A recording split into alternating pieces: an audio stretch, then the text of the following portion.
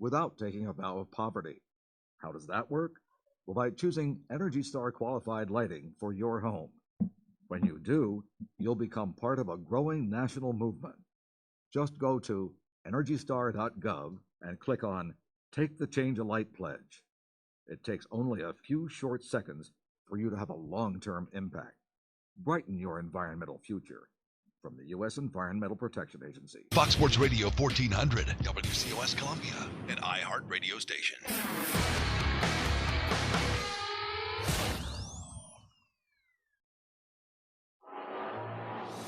It's time for Clemson Sports Talk with Lawton Swan. Ready, set! Just call me Swanee. Tiger style. Tiger style.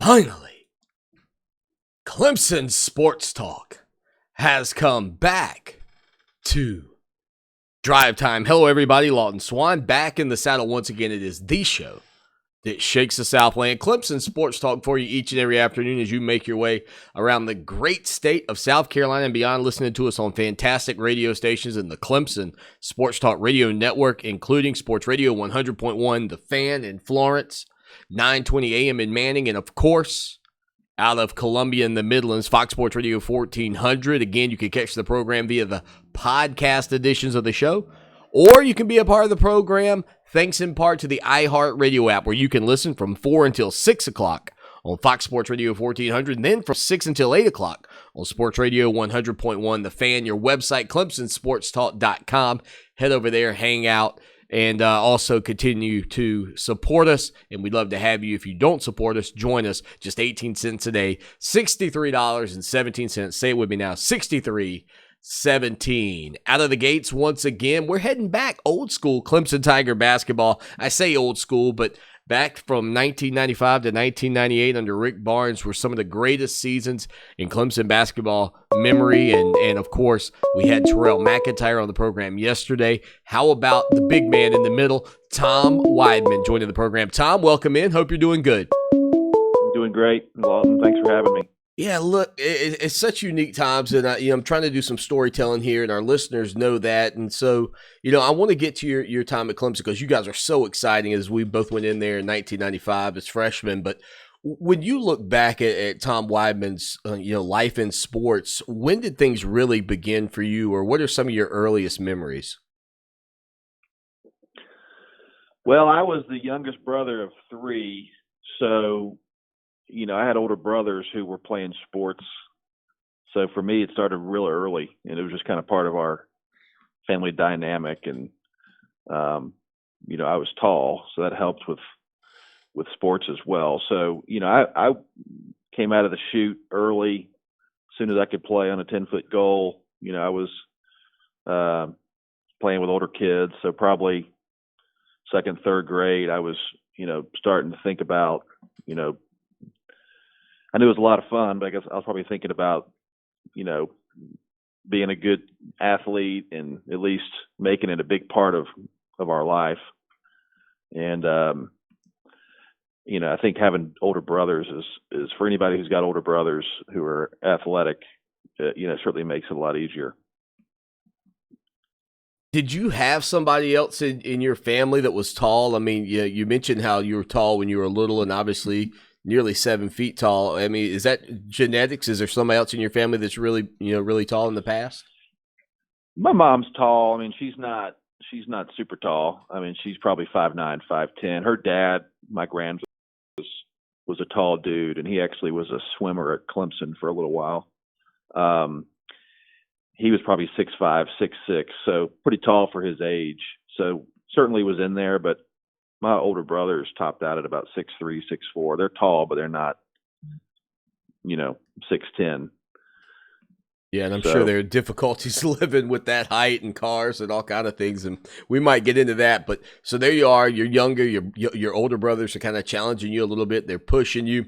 Were you better at one sport than the other initially? I mean, did you play all three major sports, or kind of how did you get into these sports that you were playing back then? no, I was basketball and baseball forever. So never really did anything else.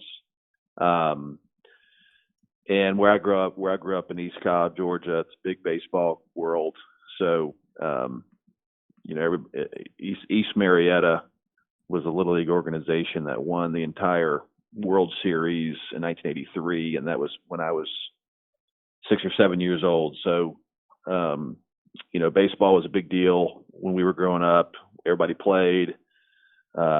Certainly played basketball because I was tall. So I was always just basketball and baseball, man. Played all the way through up until my senior year in high school. Tom Weidman, former Clemson Tigers center, hanging out with us. And you mentioned growing up in Marietta. I'm from a small town in South Carolina where there's one high school, and you knew all the local town heroes, etc. Do you remember, in fifth, sixth, seventh grade, guys that you looked up to playing sports that you thought, oh man, one day if I could just be, this guy? I went to I remember going to a couple of the high school basketball games and, thinking that was a pretty big deal, but I was more of a college and pro. I started watching Georgia Tech basketball, at a pretty early age. And then I was Atlanta Braves. I was just hooked. My parents tell stories about how the whole family was going out to dinner and then go to a movie, and I'd be like, no way, I'm staying home to watch the Braves game, just a regular season game. And I was like 7 years old. But they weren't great back then, Braves. Tom. They weren't the best. And they weren't the best. It didn't matter to me. I had to memorize everybody's batting stance. It had to be everybody's number. And, I was a huge Braves fan. And then, watched Georgia Tech basketball when I was little because I'm, in the Atlanta area. Yeah. Certainly had some ties to Clemson because my grandfather and my uncles went there. So was certainly tied to Clemson a little bit too, even at a young age. And, those are the guys I looked up to. Dominique Wilkins for the Hawks was kind of my hero. And, loved watching as I got older, the Georgia Tech era with Kenny Anderson and Brian Oliver and Dennis Scott when they made their run. I think I was probably in middle school or high school. I guess that was probably middle school. So those were really the teams, the Hawks, the Braves, and Georgia Tech basketball that were kind of the folks that I watched. Tom Weidman with us here on Clemson Sports Talk, the show that shakes the Southland. Now, I was doing some digging on you. So you were actually born in a smaller town in South Carolina. You were actually born in Hartsville. What was the nature of you guys being over there back in late '76? Yeah, my mom is from Hartsville. So, her family's still there. We used to go to Hartsville for Easter and Thanksgiving every year. Big, had all my cousins there. So real deep roots in Hartsville, South Carolina. And Hartsville is a split down the middle type of South Carolina town. So, there's definitely some South Carolina. There are definitely some South Carolina fans in Hartsville, just as many as Clemson fans. But like I said, my whole family on my mom's side was diehard Clemson. So I had that exposure at a young age. And, we moved. I don't remember living there. I was born in Hartsville, but then we moved to Atlanta in like 1980. So I was 3 or 4 years old. And, but like I said, we have deep roots there, and I used to go back there twice a year, every year, forever. And outside of, I'm assuming your time at Clemson and then playing basketball overseas, et cetera, the majority of, your living and life has been done sort of in that Atlanta metropolitan area? That's right. We are in East Cobb, which is a segment of Marietta, which we're, 15 miles from the city, but very much in the suburbs. And we've basically been there ever since. Yes, I've bounced around in my career, but we've always called East Cobb home. Now you're growing up playing sports, you're getting better, you're middle school, you're probably starting to look a little bit different than everybody given the fact that you're going to eventually be 6'11". At what point along the way were people like, hey, this Weidman kid, yeah, he might be pretty good? Do you remember that moment? And when did it click for you that you might be pretty good? I don't know if it ever did. So, my dad always had me playing up. So I was always tall, but I was playing with older kids. And he knew, because I was very tall for my age group, he knew that if I didn't play up an age group, then I would, not develop as quickly. So I was always playing up, and I was a guard my whole life until I got to, I guess, probably high school. So it's because I was playing up and I wasn't as tall compared to the older kids. I was handling the ball, and I was not a center like I ended up being. When I got to high school, I guess I wasn't on a very great high school team. Like, we never qualified for state tournament in Georgia. Back then it was a little more difficult than it is now, but Right. I was big, and I guess, even like my junior year, because I was pretty close with the Georgia Tech basketball program. I went down there to talk to their coach, Bobby Crimmins, who was a family friend for a little while. And even then he was like, yeah, you could probably play some college ball, mid-major, Furman, Davidson. And that was like my junior year. So, and Wow. I kind of believed him, okay, great. I was kind of excited. That's cool. I could play some college ball. So maybe, I guess, late junior year, senior year, it started looking like I could do something bigger than that. It got kind of fun. I was never a kid that, and I probably, to some degree, this probably hurt me a little bit, but I was never a kid that had real big dreams. I wasn't a dreamer. And that probably hurt me in the long run, just because, I didn't set real, big audacious goals for myself. And I was just kind of a work hard kind of guy, and, let the chips fall where they may. And so if the coach from Georgia Tech said I could play at a mid-major college, okay, that's great. Sounds good. I wasn't disappointed or anything. And then, as things kind of developed and I kept playing, especially in my AAU team, we were pretty good. I think I just got a little more exposure, and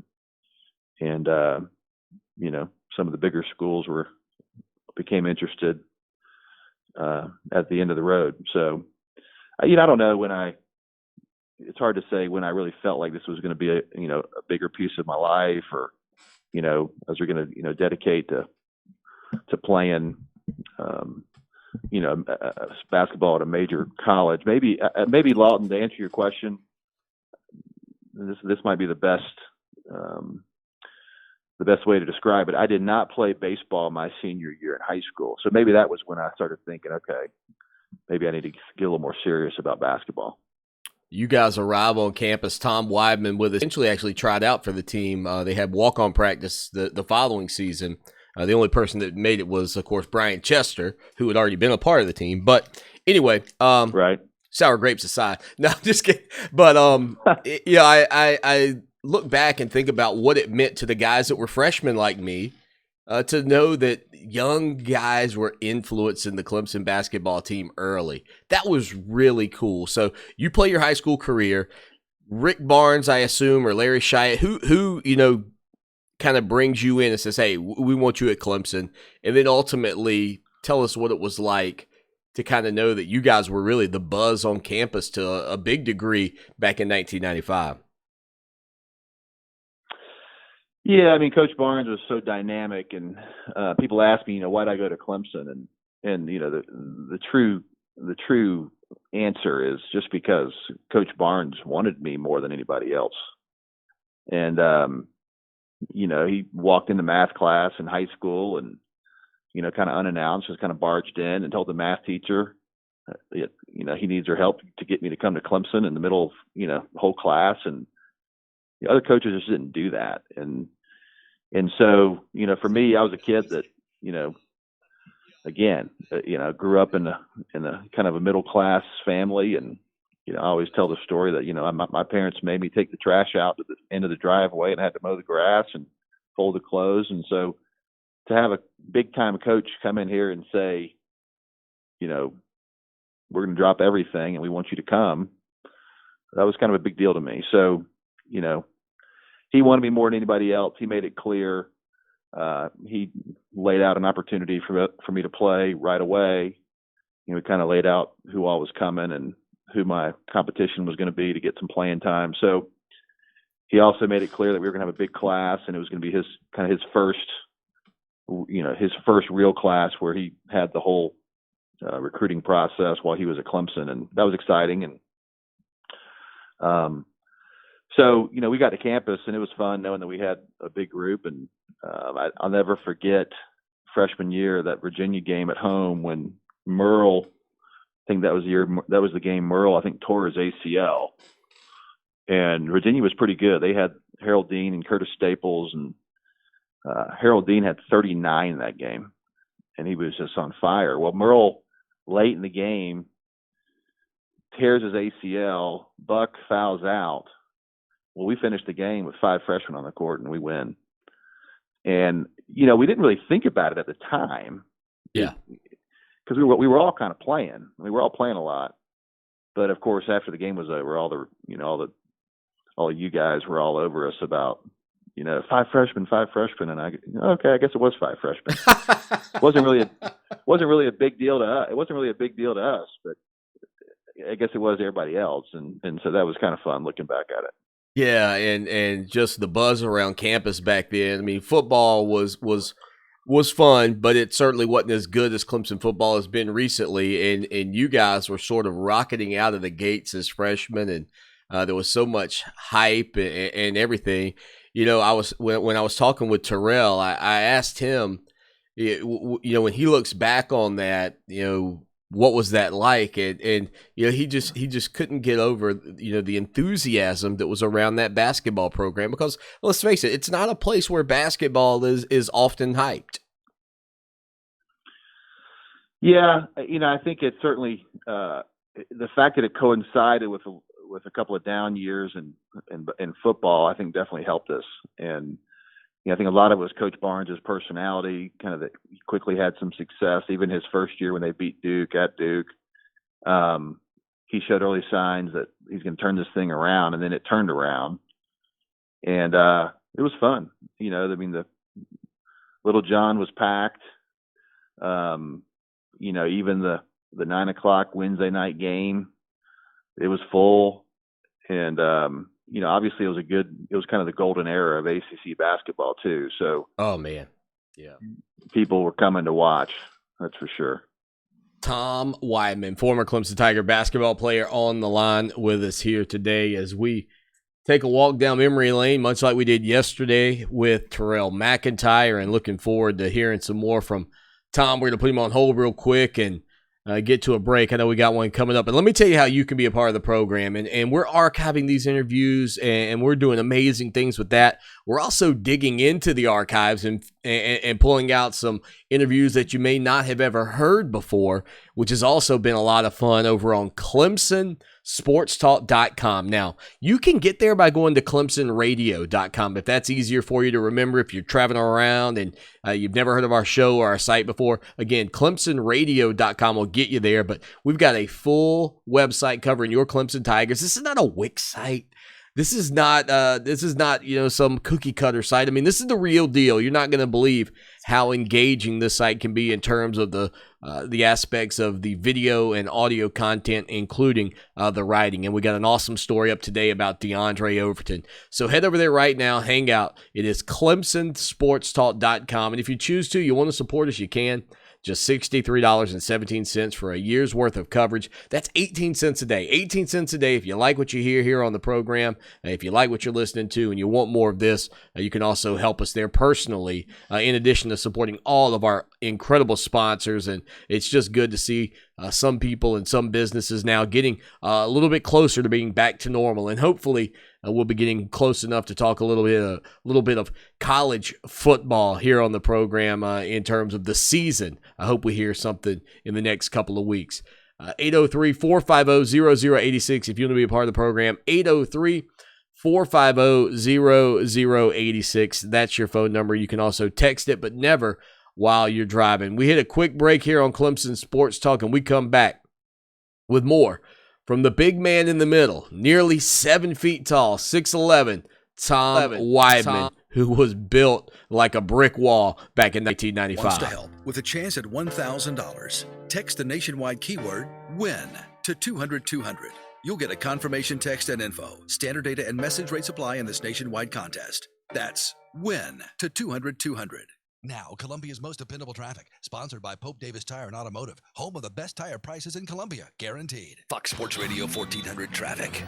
Our first look at traffic shows a wreck on Insigminger Path at Minger Road. We also have a tie-up on Meadowfield at Fish Hatchery.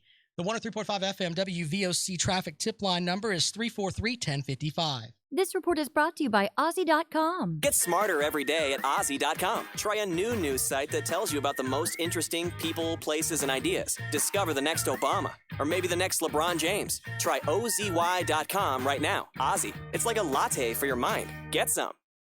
Group training is a fun, accountable way to get in shape. I'm Coach Stewart of Dynamic Health and Fitness. Come train with one of our special groups today.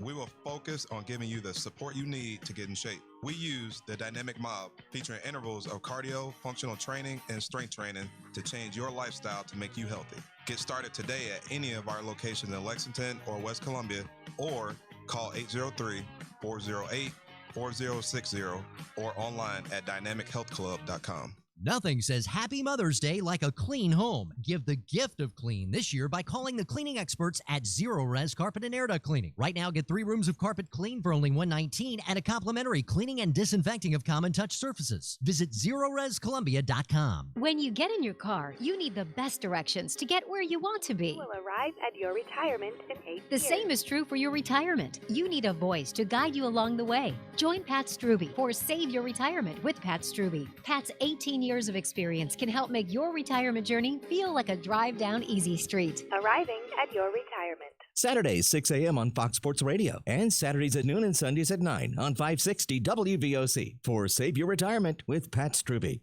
Adopt US Kids presents Multiple Choice Parenting. Your daughter just got invited to the prom. Do you A, meet her date? I need to see your past date report cards, your driver's license, a list of references, and this hair sample. B, help her pick out a dress. Don't you just love the long sleeves and turtleneck on this pantsuit? Ugh. C, attend the prom undercover. Mom, what are you doing here? I'm not Mom, I'm Calvin, the new kid at school. Or D, capture her big moment. Let's take a photo of you two. I'm in the middle. When it comes to parenting, there are no perfect answers. But that's okay, because you don't have to be perfect to be a perfect parent. Teens in foster care will love you just the same. For more information on how you can adopt, visit adoptuskids.org. A public service announcement from the U.S. Department of Health and Human Services, Adopt U.S. Kids, and the Ad Council. Ever think of light bulbs as being cool? They are if you choose energy-efficient bulbs and fixtures that have earned the government's Energy Star label. They're so hot, they're cool. Because they burn cool and last up to 10 times longer, you save money and oodles of energy. Change a light, help the environment, save some green. The solution is as close as your nearest lamp socket. Brighten your environmental future. From the U.S. Environmental Protection Agency. For victims of drunk and drug driving, our grief is unique, but you are not alone. MAD is here to help. Call our 24-hour victim helpline at 877-MAD-HELP or visit mad.org. That's MADD.org. Follow Clemson Sports Talk on Twitter at Clemson Sports. Now more of Clemson Sports Talk. Take it away, Dad.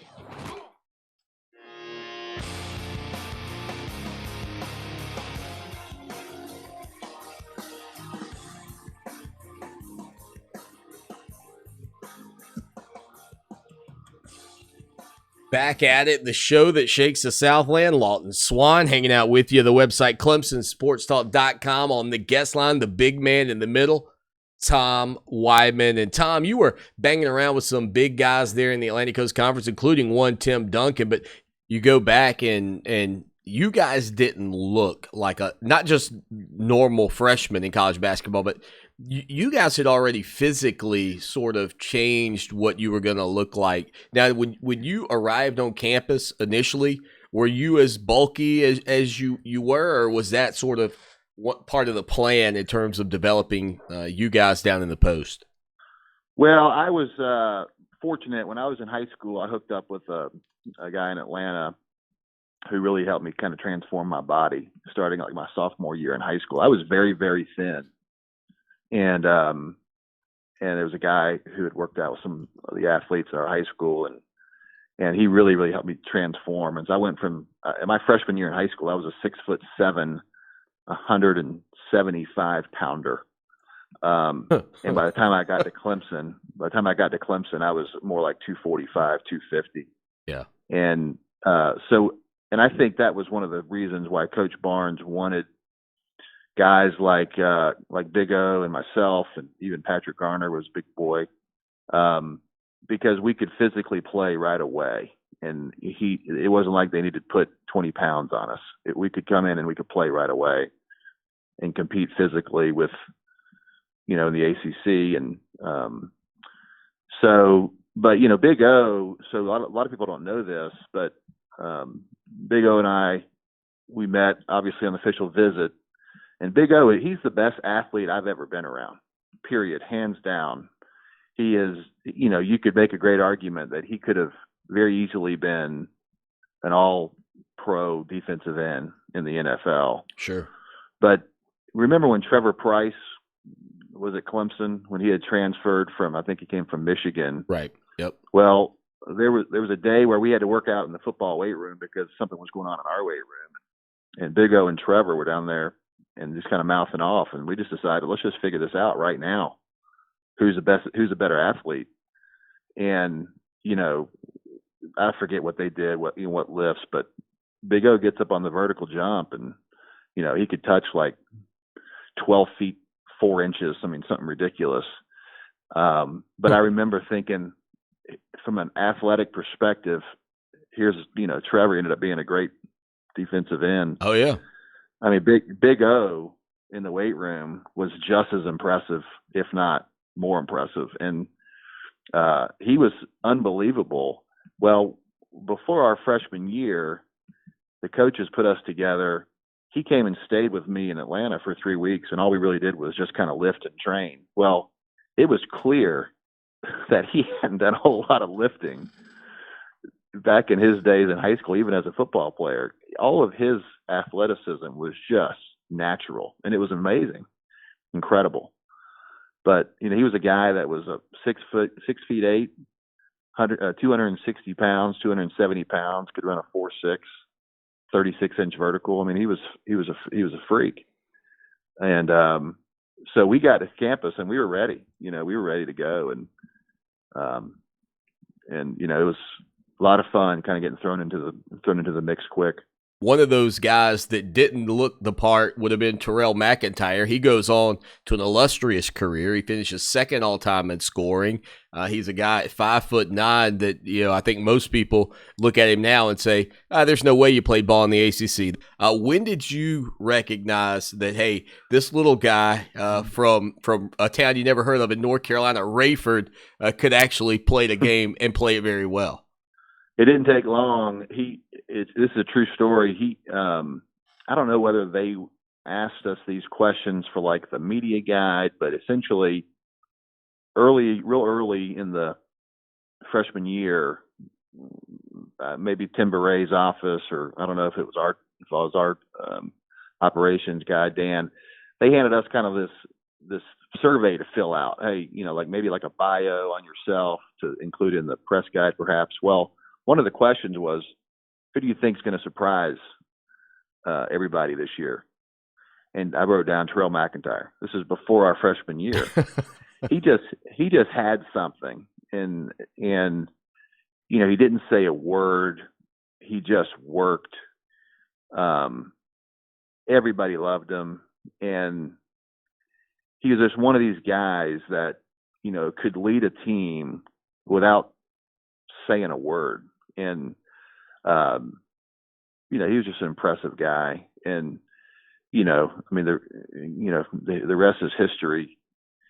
His freshman year. Watch, but Terrell brought up an interesting point. I mean, when guys rolled into Little John Coliseum, Matt Harpering, whoever, because there wasn't TikTok or social media, you didn't really know them, you didn't like them, you weren't really friends with them. That's a big difference in now versus then, I would assume. That's right. I'll give you a great example. So after our senior year in high school, the camp that all the high school kids want to get invited to, or one of them is the Nike camp. And so when we go, I got invited late, and we went up there and we had our first game. Well, there's this guy on my team who is just doing these dunks that are unbelievable, like to the point where people were just stopping what they were doing and they were coming over to watch him dunk in warm-ups before the game. Well, I asked somebody, I said, well, who is this guy? And they said, that's Vince Carter. You don't know Vince Carter? And so that's a great. I mean, he was a top 5 player in the country, but I'd never heard of him. Right. There was no websites. There was no, there was a guy named Bob Gibbons who used to put out a magazine or a book every year, and he would kind of break down who the best players are. But that was only once a year. So, Boogie's right. I mean, it was so much easier for us to train, to practice. There was just nothing else to do. These kids today are so distracted. They have to balance their sports. If they want to be good, they've got to balance it among all the other stuff that they have to do, which is phones and TikTok and Twitter and all that. So a lot easier for us back then. Yeah, let's remember you wanted to watch the Braves, and they were very good. That's right. That's right. All right, we'll hit a quick break here with Tom Wyman and come back and continue the conversations about our time and his time up in Tiger Town. Stay with us. Attention SSI recipients.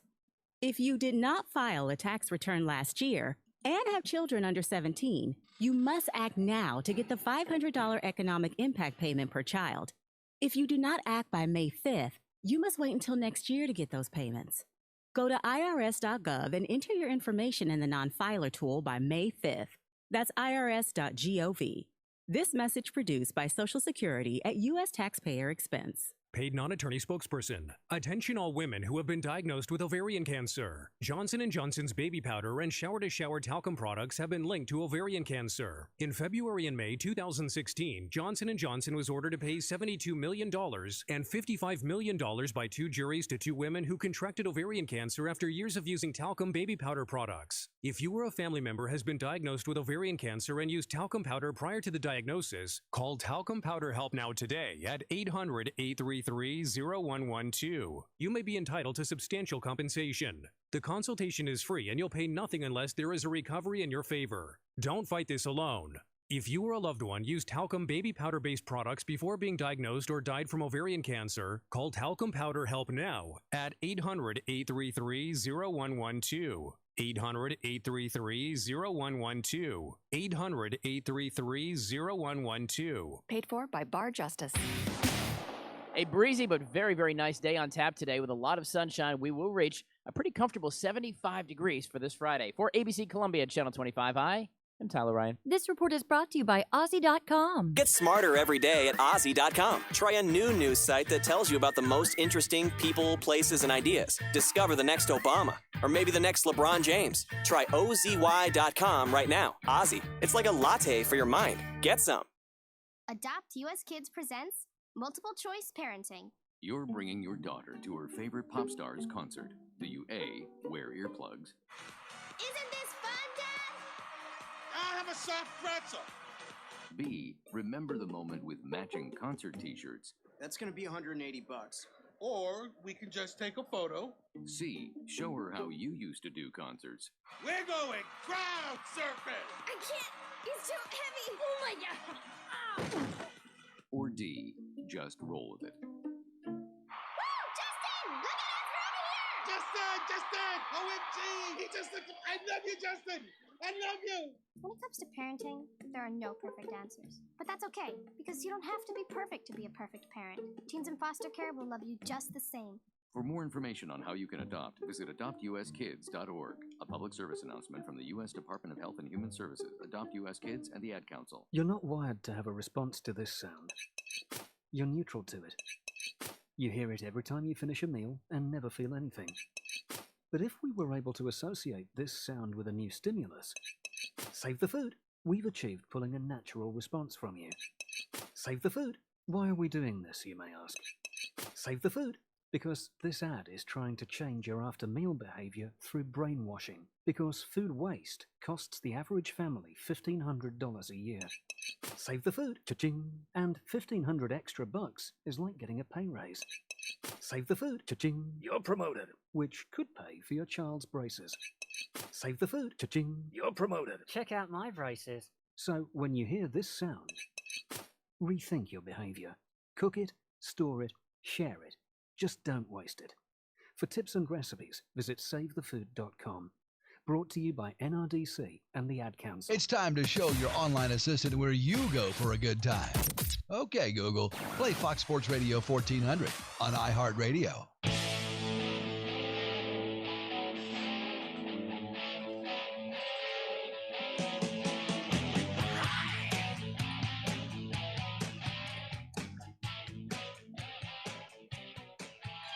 It is the show that shakes the Southland. Lawton Swan, Tom Weidman, former Clemson Tigers center, hanging out with us. Clemson Tom coming up in hour number 2.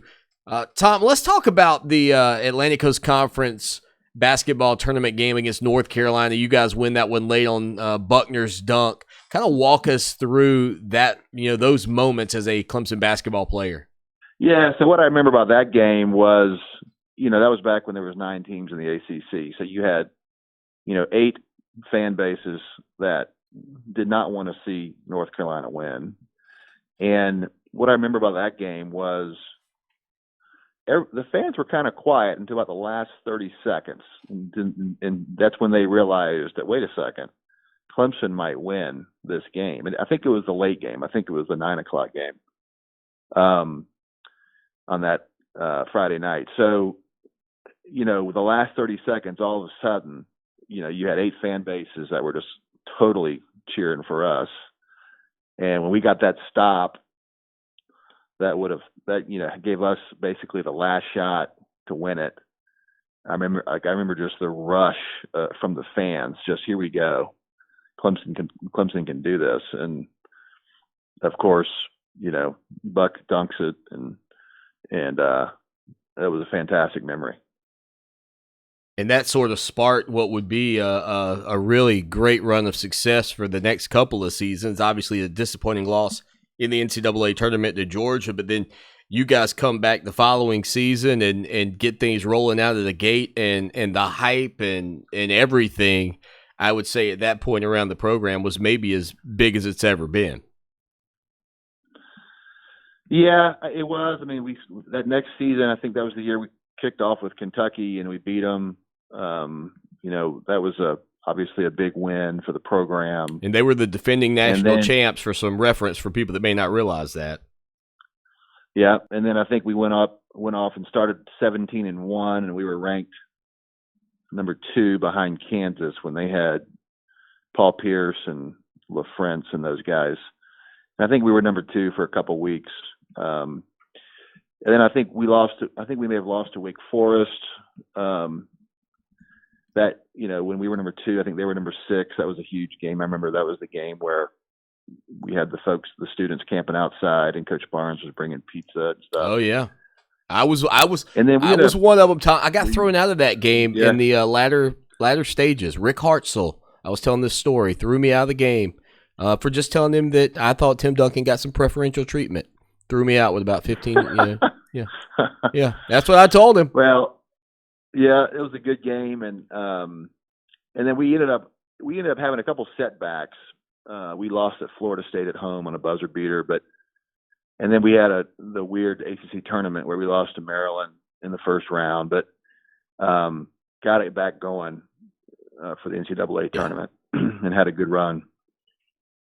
Double overtime against Minnesota. Tony Christie hits a floater to send that game to overtime, and then you guys had a nice lead there in the second overtime. I think maybe 7 points or so. And what's weird about that game is, Tom, and I don't know if you ever go back and watch anything like that, those games, but basketball was just so different when I go back and watch it. Even 20 some odd years ago, it's amazing how different the game is between now and then. It is.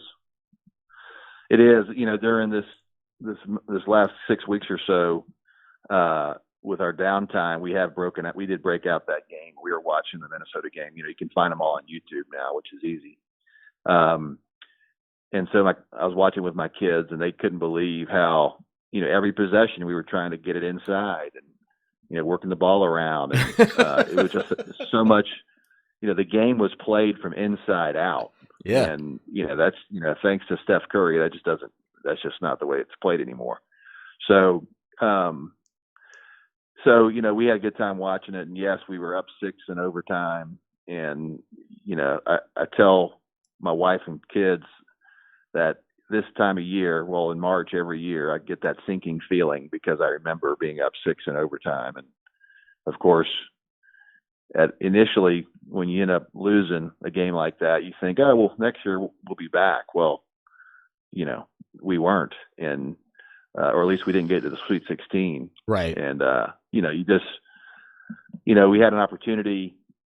We were up 6. We were playing a team that was so like us. I mean, they certainly probably had some talent. They had at least 3 NBA players in that team, but they are so like us in how they played. Great defense, big, strong dudes. And we knew, because we had played them in the Thanksgiving tournament in Puerto Rico, Minnesota.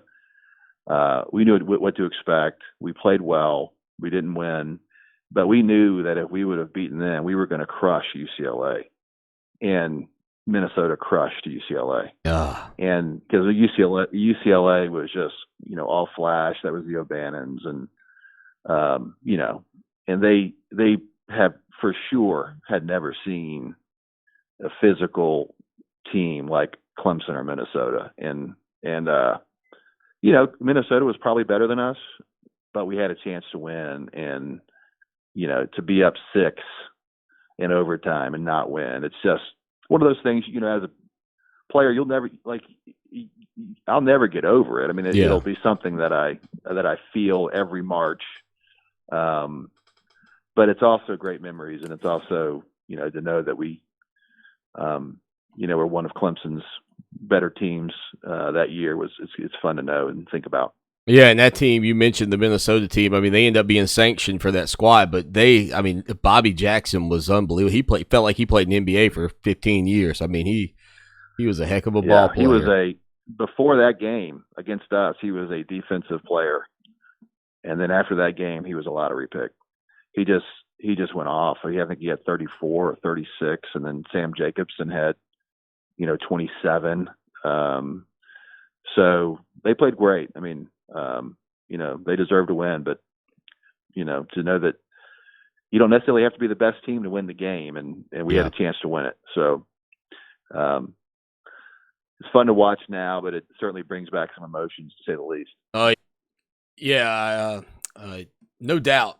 I don't think there's any doubt about that, Tom. And obviously, Clemson Tiger fans hurt so much. Kind of looking back on those two, they're so readily available. That's the thing. You can get your hands on now, as you mentioned, over on YouTube, etc.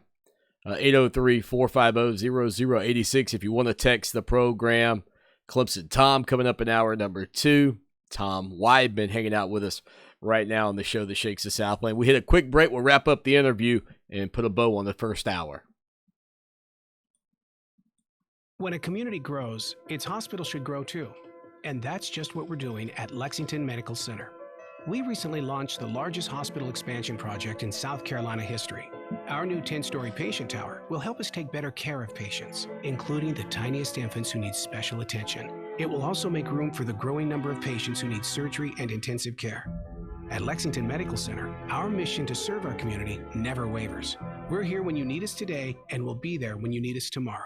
Attorney Preston McDaniel has been fighting for the rights of injured South Carolinians in and out of court since 1984. I'm Attorney Preston McDaniel, and you know, I grew up in rural South Carolina. Every time I look across my desk at an injured worker, I see one of my friends or neighbors. They didn't ask to get hurt, and they don't deserve to be treated like a rented mule by an insurance company. If you or someone you know or care about is injured on the job, help them get a fair shake. Call the McDaniel Law Firm today at 771-7211. Visit online at pfmcdaniellaw.com. Listen to Kelvin. What he's about to say could change your life. I'm 6'2", and I was about 290. I lost weight fast. I trimmed down. Now I'm about 235. I'm probably at about 9, maybe 10% body fat. That's great. I lost probably at least 60 pounds in probably 3.5, 4 months. Color of my hair is coming back. Skin looks better.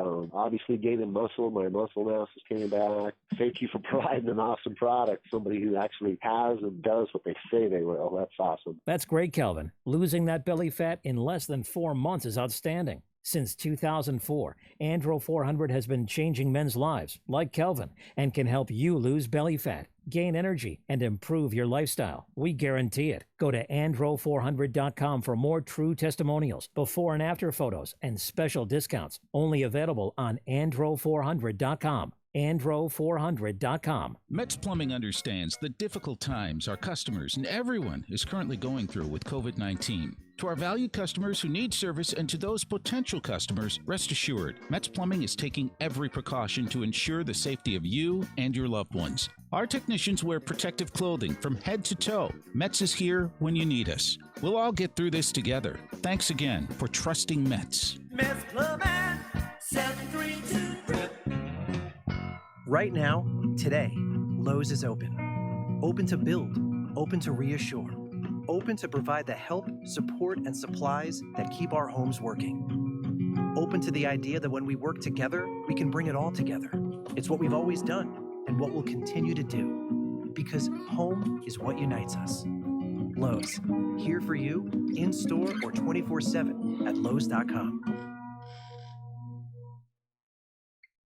I'm Bob Roth, host of the new podcast, Stay Calm. Meditation changed my life in college, and I've spent the last 50 years teaching people about the benefits of meditation, from celebrity clients to students in inner-city schools. And now I'm sharing a lot of what I know straight to your ears in my new podcast. Join me every Monday through Friday morning. All you need is a few minutes and an open mind. iHeart Radio is #1 for podcasts. Find Stay Calm on the iHeart Radio app or wherever you get your podcasts. Adopt US Kids presents Multiple Choice Parenting. You're bringing your daughter to a pop concert. Do you A, wear earplugs, Isn't this fun, Dad? I have a soft pretzel. or B, just roll with it? Justin! OMG! I love you, Justin! I love you! You don't have to be perfect to be a perfect parent. Teens in foster care will love you just the same. For more information on adoption, visit adoptuskids.org. A message from the U.S. Department of Health and Human Services, Adopt U.S. Kids, and the Ad Council. Fox Sports Radio 1400. Online at foxsportsradio1400.com. On your phone with the iHeart Radio app and on hundreds of devices like Alexa, Google Home, Xbox, and Sonos. An iHeart Radio station.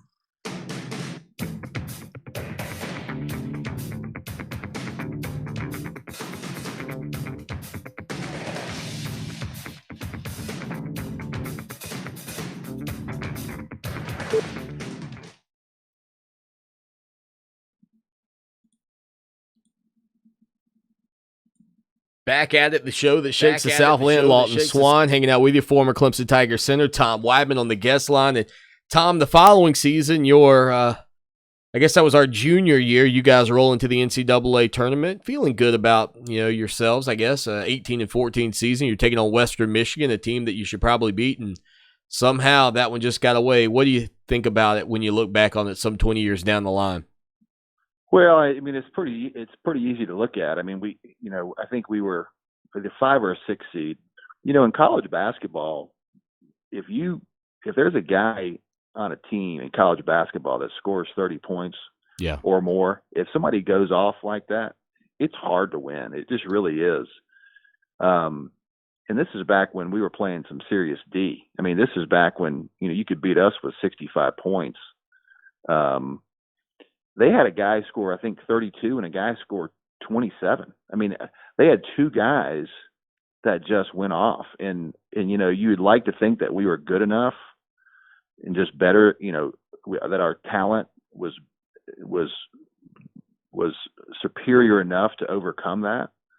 But you've got to play well down the stretch to overcome that, and we just didn't play great down the last 2 or 3 minutes. And of course, the reason why you see so many of these 5-12 and 6-11 upsets is because, of course, all the pressure's on the higher seed when it comes down the stretch. Yeah. And you got to play well. We didn't. But when you have two guys in college who combine for 60, that team's going to win most of the time. So, we hardly knew who these guys were. We knew they had talent, but we weren't expecting that, to say the least. Yeah, and you're correct. That was a 6 seed year. It must have been the previous season. I was thinking about you guys were a little bit higher, but Tom Weidman with us here. And Tom, last question about basketball, and then we'll talk about where you are today.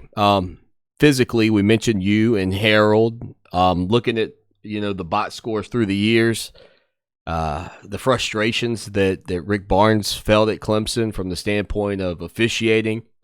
Do you think that you were officiated fairly, or do you think that you got the raw end of the deal because you were just a bigger guy in terms of fouls?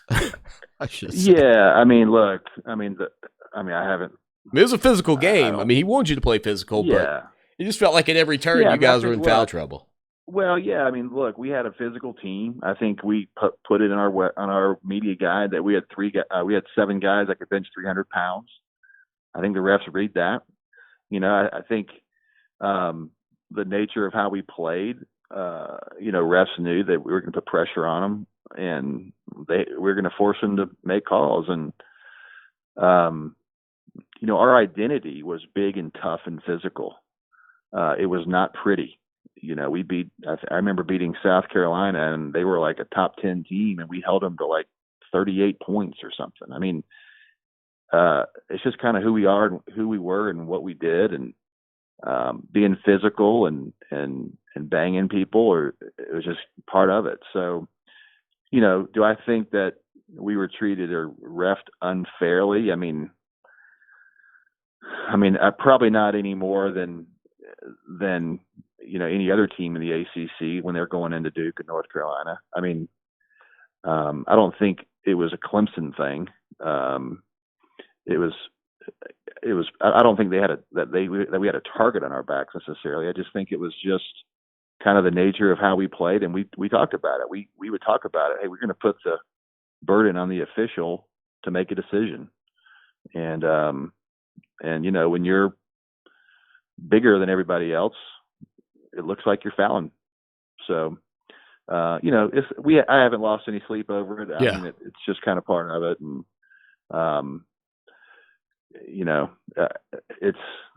look, the refs has got a tough job, and I've always played basketball just assuming that, hey, just assume the refs are not going to be perfect. So it's I think that's the way we always used to handle it. Well, Tom, I know a lot of people will remember your wife Whitney, who you met back at Clemson. I can remember seeing you in Johnstone A from time to time, and just thinking back to y'all's life together, and now with boys and Clemson football at the epicenter of college football with a couple of national championship runs. What's that been like for you, and how's family life, et cetera?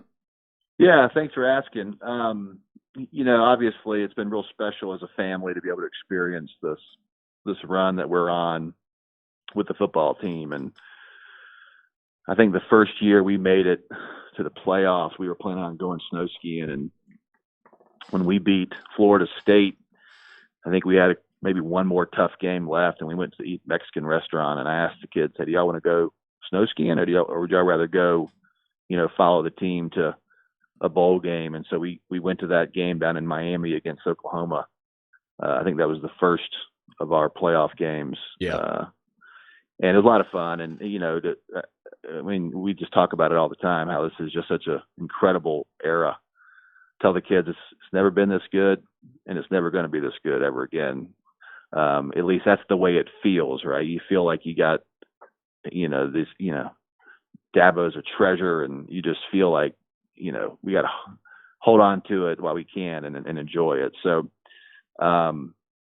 it's been real fun. My kids are right in the middle of the ages where, the football team means a lot to them, and we have a good time following them. So it's been real special. Tom, buddy, thanks for sharing your story and spending some time with us on Clemson Sports Talk. And we'll have to get you back on one day down the road and walk down memory lane again, man. It's always good to hear from you guys, and I'm glad you're doing well.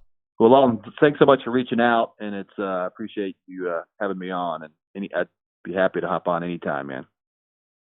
Tom Weidman, former Clemson Tiger center here on the show that shakes the Southland. And if you were fortunate enough, honestly, to be at Clemson during that time, that was a fun group of basketball players. And they were really good guys. I mean, they really were good guys off the court, and I had a good time with them. And we've reached out to several other players that we're hoping to get on here in the next couple of weeks. Reached out to former coaches, media members. We just want to continue to tell people's stories, especially out of the gate here in hour 1 on the show. So hour number 2, we'll be joined by Clemson Tom. Stay with us. On Columbia's home for sports, Fox Sports Radio 1400. Now, Columbia's most dependable traffic, sponsored by Pope Davis Tire and Automotive, home of the best tire prices in Columbia, guaranteed. Fox Sports Radio 1400 traffic. Our first look at traffic shows a wreck on Ensign-Minger Path at Minger Road. We also have a tie-up on Meadowfield at Fish Hatchery. The 103.5 FM WVOC traffic tip line number is 343-1055. This report is sponsored by the Crohn's and Colitis Foundation. The Crohn's and Colitis Foundation has been at the forefront of inflammatory bowel disease research and care for over 50 years. Learn more about research, education, and support at Crohn'sColitisFoundation.org. Attention SSI recipients. If you did not file a tax return last year and have children under 17, you must act now to get the $500 economic impact payment per child. If you do not act by May 5th, you must wait until next year to get those payments. Go to irs.gov and enter your information in the non-filer tool by May 5th. That's irs.gov. This message produced by Social Security at U.S. taxpayer expense. It's the key to better living. Essex Home. Need to move now? Relocating? While you're at home, you can shop for a new home. Design your house with a mouse at EssexHomes.net. Tour homes online. Schedule a virtual appointment. Need a private one-on-one visit? You can chat with a specialist today. Stay safe and keep others safe by calling or clicking today. It's the key to better living. EssexHomes.net. Tiger fans, look no further than the Tiger Sports Shop in Clemson for all your game day needs. Since 1974, they've brought you everything Clemson for the Clemson fan. With quality brands such as Nike, Antigua, Cutter & Buck, and Champion, plus many more, from hats to t-shirts to tailgate, the Tiger Sports Shop has all the Clemson gear a true Tiger fan needs. With 2 convenient game day locations in Tigertown, shop where I shop at Dr. I.M. Ibrahim's Tiger Sports Shop. They fuel the passion of Tiger fans everywhere. Check them out online, tigersports.com. Hi, I'm Alicia Kaufman-Quinton. My daddy, Billy Kaufman, opened Kaufman's Meat Plant at our present location in 1955. My family still works hard every day to ensure fresh quality cuts of beef, pork, and poultry. How about a tasty T-bone, ribeye, or New York strip steak? But to order at Kaufman's Meat & Place, just look for the signs near the intersection of US 1 and I-20 in Lexington. Call us at 356-0076 to place your order. Kaufman's Meat & Place, when you want the very best your money can buy. Chris Domine is a husband and a father. Chris is an athlete. Chris is even an Iron Man. But 10 years ago, Chris was facing a very different story because his kidneys were failing. Basically, the doctor said, if you don't get a kidney transplant and if you don't do dialysis, you are going to die. Fortunately, Chris received a second chance at life, made possible by an organ donor. You know, your well-being changes from loss of hope to better times ahead. More than 100 million people in America are registered organ, eye, and tissue donors. People of every age and ethnicity, because they believe it's the right thing to do. Imagine what you can make possible by leaving behind the gift of life. Learn more and sign up as an organ, eye, and tissue donor. Go to organdonor.gov. A message from the U.S. Department of Health and Human Services, Health Resources and Services Administration. Imagine if I told you that an earthquake was going to hit tomorrow right where you live. That it would be 6.5 in magnitude with aftershocks occurring twice 25 minutes apart. You'd no doubt talk with your loved ones, and you'd make a plan today. It's true, I can't tell you an earthquake will happen tomorrow. But what if it does? Shouldn't you have a plan? Visit scemd.org and make your emergency plan today. Don't wait. Communicate. Brought to you by the South Carolina Emergency Management Division, FEMA, and the Ad Council. Fox Sports Radio 1400, WCOS Columbia, an iHeart radio station.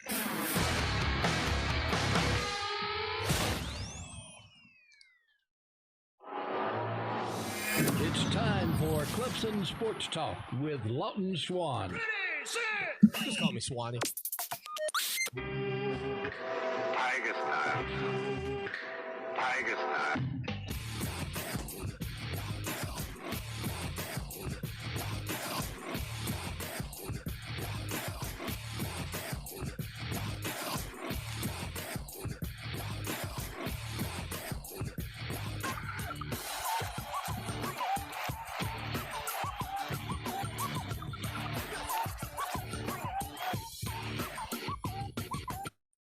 It is hour number 2. That's Drive Time right here on the show that shakes the Southland. Clemson Sports Talk. Lawton Swan hanging out with you, having a good time. And, of course, on a Friday edition now at his new time, he steps in with us at least during the off season, so to speak. He's Clemson Tom. Tom, what's up, buddy? How you doing? Happy Friday, brother. Bro, listen, it was so hard for me. I had Tom Weidman on the show earlier, and even though I'm very accustomed to having you and Tommy Bowden together with kind of a Tom and Tom Friday afternoon, I gotta say, having him on first, because it's easy to say Clemson Tom, starts with C, but every time I would, talk about you coming on the program later, man, it was tough on me. I got through it though. I'm a veteran, a KG veteran. A KG veteran. You better like the Celtics, baby. That's right. That's right. I'm official like a ref with a whistle. What's up, Tom? How you been, man? How's your week been? Good. The week went by so fast. I don't know if it was just me. It's great sports radio. The week went by pretty. You probably listen to the podcast every day. Well, who doesn't? I mean, I catch it on my way into work. Oh, nice. I like the morning listeners. I have to check out, see what you. Well, it's just, I come in, it's quiet. There's no one really on the road at 5 a.m., so it's not bad. Tom, things are slowly getting back to normal, it feels. I feel like people are feeling better about the circumstances. I know we still got a long way to go. Nobody's denying that. But to say today, May 1st, feels a lot different than last Friday. It really does. I know we got a long way to go, but I feel like we're seeing some strides right now. Yeah, it's the restaurants down here open up on Monday. We're going out to our favorite Mexican restaurant, and we're gonna have a grand old time, man. I cannot wait to order some queso with my tacos, with the chips, mango margarita. I think the mariachi band is going to be there on Monday. They're typically on there on Fridays. I think opening up, they're going to be there. So, who knows? Either way, I'm just excited. It's finally getting back to somewhat normalcy. It's going to be awesome. Yeah, everybody just got to be precautious and cautious, I should say, more than anything, really, and just make sure you're listening to those guidelines, man. That's the one thing that everybody's got to be doing. Now, I know it can be an inconvenience in some respects, but remember, and this is what I've been trying to tell people, it's about everybody. Look, you could, I guess, drive on the wrong side of the road, but that's dangerous for everybody. So we don't do that. Yep. And, this is a situation that can be dangerous for everybody, even if you don't mean to, infect somebody or even if you're a carrier. So just again, everybody, listen, I know Tom and I talk about this a lot, but make sure you're listening to the local authorities and doing what you're asked to do and trying to keep this thing from getting any worse, and hopefully it'll get better soon. And Tom, with that being said, the conversations about college football season still very much up in the air, but I feel like we're hearing that, hey, you know what, they're looking at some options I mean, would you be okay? I've heard some options like a split season perhaps where, part of the country is playing at one time, part of the country and some teams and conferences are playing at another time. I mean, would you be willing to just do that to have college football? I'll do anything to have college football. I don't really care. What they're trying to say, like the East Coast plays on Mondays, Tuesdays would be, the Pac-12, Wednesdays would be the Big Ten. No, probably. Is that what they're trying to say? Yeah, probably more or less something along the lines of where, regions and teams that maybe aren't as hardly hit may play in the fall, and then others may not be able to play till maybe in the winter. So just what are you going to do about the playoff? Well, I mean, that's what I'm saying. There's a possibility you could not have something like that in a circumstance, like that. Don't say that. Don't say that. Okay, I won't. Well, you said you'd do anything to have college football. I can't guarantee a championship. Yeah, I can't. It just worries me, bro. It just worries me. If we don't get this thing underway, then what are you trying to tell me? The last time I'm ever going to see Trevor Lawrence in an orange jersey and losing to LSU? Yeah, look. Don't shoot the messenger. Listen, I'm just telling you what people are talking about. How does that make you feel, Tom? How does that make you feel if Trevor Lawrence? Yeah, how do you feel about that? If that's the last time, makes me feel sad. If that's the last time, man, it's disappointing. That is disappointing. It's like buying a new car, man, and you got it for 2 weekends. Yeah. That third weekend, you're like, man, all right, I got the girl that I liked in school. She saw me with this nice car, man. It caught her attention. She likes me. Yeah. She said I could pick her up. We can go to the beach on Saturday. Yeah. Then what happened? Someone stole your car. You had plans. You had plans for everything. It's that third year, man. You're talking about Heisman. You're talking about another national championship. You're talking about Travis Etienne's coming back. And then you try to tell me, a little COVID, a little something from China came over and told Trevor Lawrence he can't play football no more. Come on. It may be the case. We just don't know, man. And again, I think we're closing in on. I can't keep up with the weeks anymore.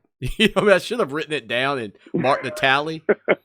But there was a time several weeks ago where I said, "Hey, I think you got 6 to 8 weeks of making sure we're doing the right things." By the way, South Carolina, the state I live in, graded out as the only state with an F in terms of social distancing, which didn't make me feel awesome. I'll tell you. It's the first F I've gotten in a while on anything, Tom, but I've done my part to try to get us to like a D-. But from that standpoint, man, it's one of those things where I feel like we're making strides. As I've said, I'm still hopeful. We'll have a college football season.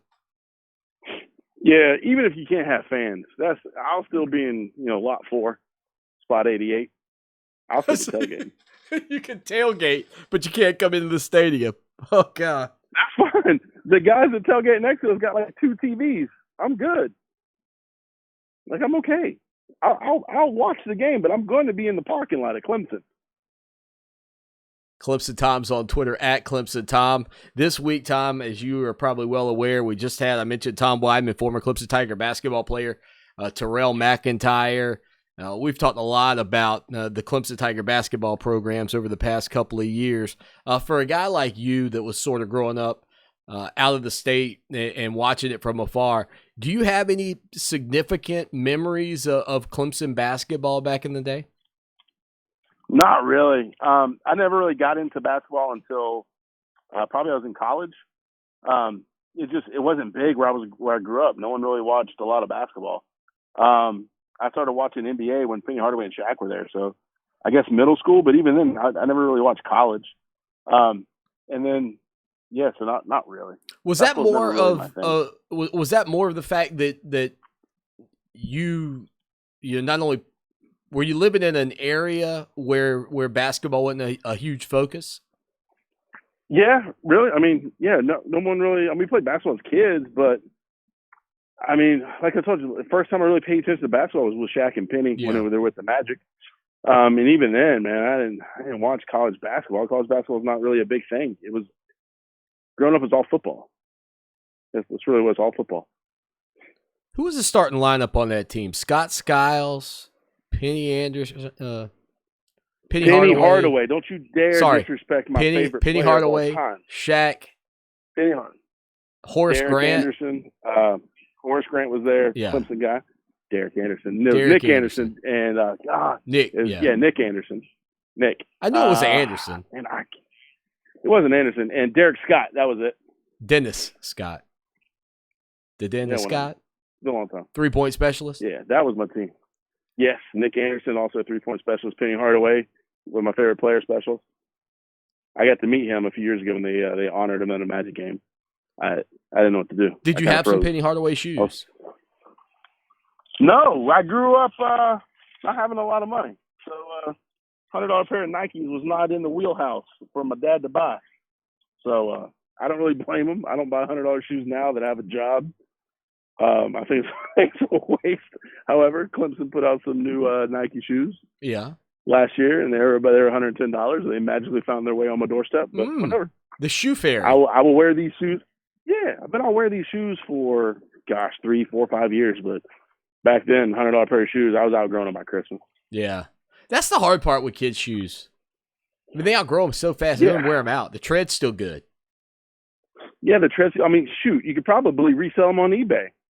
You know, the only time I ever got a $100 pair of shoes are the Chris Webbers. They're the Nikes that said Air on the side. Remember those? I wanted them so bad, and they told me I had to go get a job. Dad was like, "You gotta get a job going. I ain't buying these things." So I went out and I went to work at this hunting and fishing store, and I basically just cleaned everything for them. I like swept and all that, took out the trash, and I don't know what they paid me, but I ended up just making a little over $100 or something. I went and bought them. That was the only pair of shoes I ever owned. That was $100 pair of shoes back then. Clemson Tom's on Twitter at Clemson Tom. He's here every Friday. And last week, I guess as you were on the show, we were heading into the second round of the NFL draft, and you kind of joked and said, "Yeah, you better T. Higgins better come off the board pretty quick." And you kind of insinuated that you thought he might come off very early, and he did. He was the first pick in the second round. They had a heart meter. Did you see this tweet? We retweeted it at Clemson Sports, if you don't already follow the show, of where he was wearing that heart meter. Did you see that? Okay.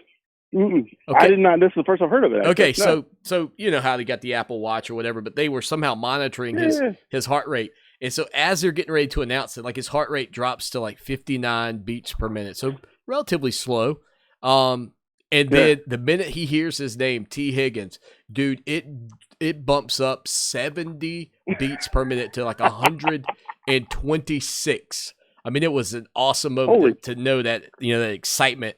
What do you think about a guy like T. Higgins at the next level? I know we talked about it a little bit yesterday, but now he'll be right there in Cincinnati with the Bengals and, of course, Joe Burrow. Yeah, I really want him to put on some weight. But I mean, we all know, man. You throw it in his direction, he's going to come down with it. But the defensive backs that he's going to be going up against are going to be a little bit bigger than what he's used to, and the physicality is going to be a lot different than what he's used to. I think it's going to take him a few seasons, but I think he's got the talent for it, man. He's got to put on a little bit of weight, get a little bit more physical, and I think he'll be just fine.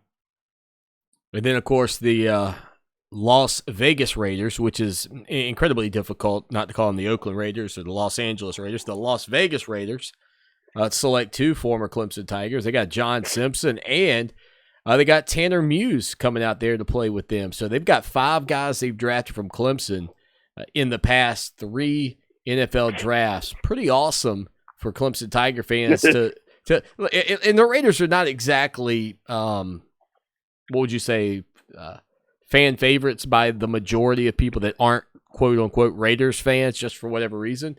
But there'll be a lot of Tigers pulling for them this year. Yeah, I mean, because they were the bad boys back when we were growing up, man. Right.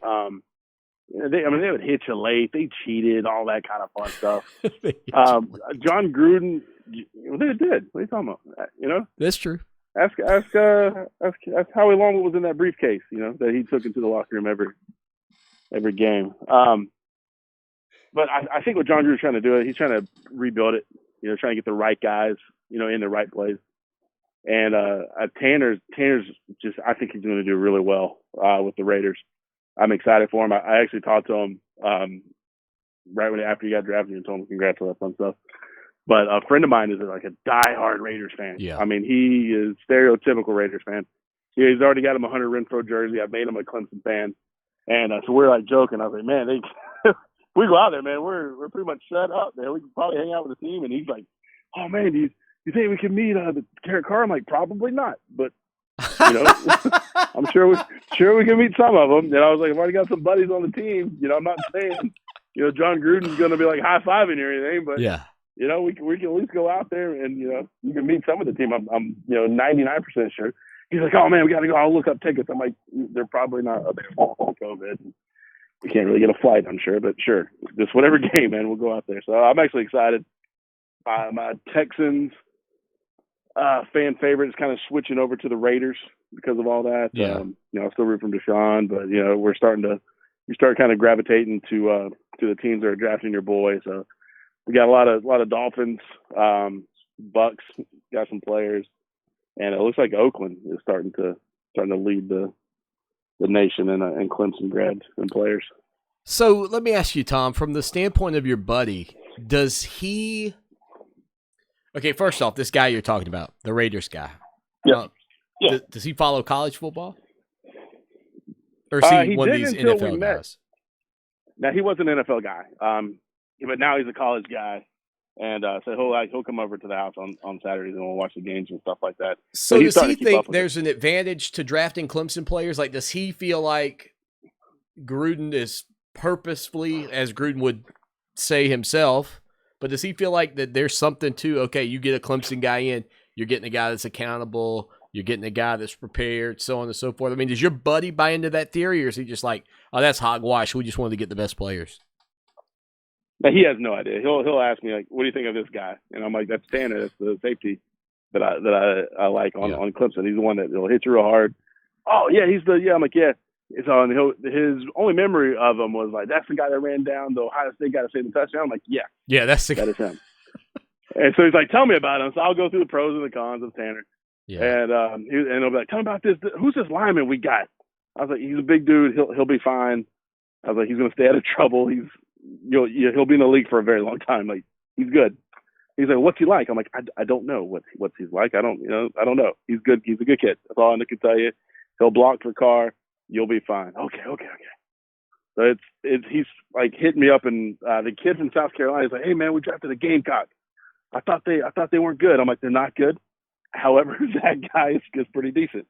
Well, if he's decent, why weren't they decent? I'm like, well, you know, it's a team sport. Yeah, he was injured. You know, it's not his fault. Half the team, you know, fell apart through the whole season, but you got a good player. He's like, okay. I don't like him the best though. I'm like, you don't have to. He's a Raider now. You don't like him now. He's a Raider. So it's funny, but he's a good guy. He's excited because now it's like I don't think he knows any other Raider fan. So now I'm like, hey, how the Raiders looking? So we'll be watching Raider games together. It is the show that shakes the Southland on a Friday afternoon. A couple of more minutes here with Clemson, Tom, and again the NFL draft for Clemson. Another spectacular season, and you can only imagine what it could look like down the road. You mentioned Trevor Lawrence. You mentioned Travis Etienne. A lot of people speculating what's to come for Lawrence next year in terms of the NFL draft, as he will potentially be the number one overall selection. If I could give you the magic wand, where would you have Trevor Lawrence land in the NFL? Where would be a great fit for him in your opinion? Oh man, the Raiders. I don't know. Not just say it. I mean, no offense to Carr, but yeah. The Raiders. I don't know. I probably foresee the Browns needing the number one pick. I've never been sold on Baker, but I think the Browns would take the quarterback at Ohio State, which is fine with me. Justin Fields, yeah. But I don't know. Who do you think's going to have like an early pick though? The Carolina Panthers could be terrible. They could, but they got a decent quarterback right now, so they'll probably play out the cards with that. Honestly, I wouldn't be surprised if it was someone like Carolina who had a decent year, and it's going to be at like pick 17, 18, and then just trade everything they can up to get Trevor Lawrence. I wouldn't be surprised if that happened. I wouldn't be surprised if I could see Detroit going quarterback. Dallas. It's not like Dak Prescott's lighting it up, even though his contract is. Yeah, I was going to say, I don't know about his contract, but yeah. Yeah, I mean, there's so many intangibles that could happen between now and Does then. Deshaun sign? About 40 seconds left. Does Deshaun sign a long-term deal ultimately? I don't think he does. I don't see him signing a long-term deal with Houston. I think there's either they get rid of the coach and make a big-time hire as a head coach, but there's something going on with that head coach, and he's making too many just trades that don't benefit Deshaun. He's never done really a lot that benefits him. I wouldn't be surprised if he leaves. Clemson Tom's on Twitter at Clemson Tom. Tom, buddy, have a good week, man. We'll talk to you next Friday. You do the same, brother. Clemson Tom here on the show that shakes the Southland. It is Clemson Sports Talk. We had a quick break. 803-450-0086 is your number. 803-450-0086. This is iHeartRadio breaking news. Governor Henry McMaster today lifting the mandatory home or work order effective next Monday, May 4th. He also announced that beginning on Monday, restaurants throughout the state may return to outdoor customer dining services, that in addition to current existing takeout, curbside, and delivery. The governor and state epidemiologist Dr. Linda Bell urging anyone to be at risk to limit their exposure to others, and for everyone to continue prioritizing travels between home and work whenever possible. As for inside dining and for those close contact services, the governor said to expect an announcement sometime later on those. Again, Governor Henry McMaster today lifting the mandatory home or work order effective on Monday and allowing outside dining at restaurants with proper physical spacing.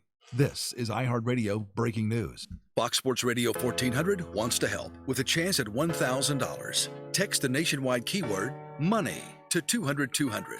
You'll get a crisis in Columbia, guaranteed. Fox Sports Radio 1400 traffic.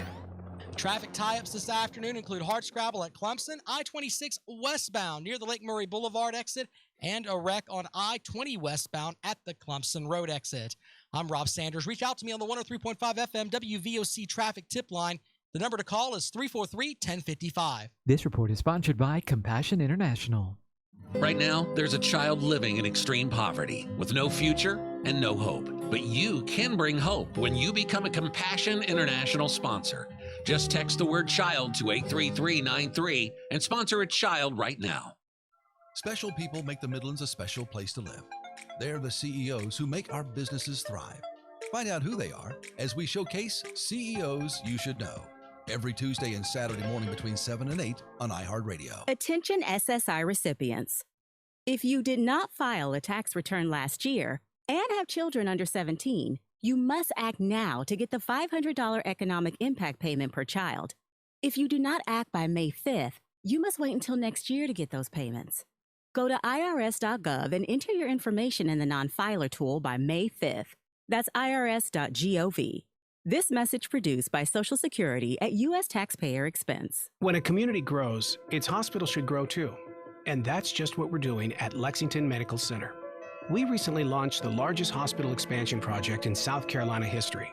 Our new 10-story patient tower will help us take better care of patients, including the tiniest infants who need special attention. It will also make room for the growing number of patients who need surgery and intensive care. At Lexington Medical Center, our mission to serve our community never wavers. We're here when you need us today, and we'll be there when you need us tomorrow. It only takes a minute to find out if you may have prediabetes, and you can do it at doihaveprediabetes.org. But you're probably not going to. Nope. I'm sure you've got a perfectly good excuse. Kids, work. I get it. You're busy. So what better time than now? Let's begin. Raise one finger if you're a man. Ladies, none yet. Oh, count in your head if you're driving.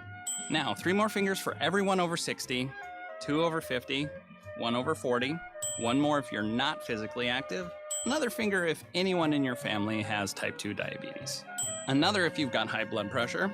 If you're overweight, raise another finger, 2 if you're very overweight, and 3 if you're really overweight.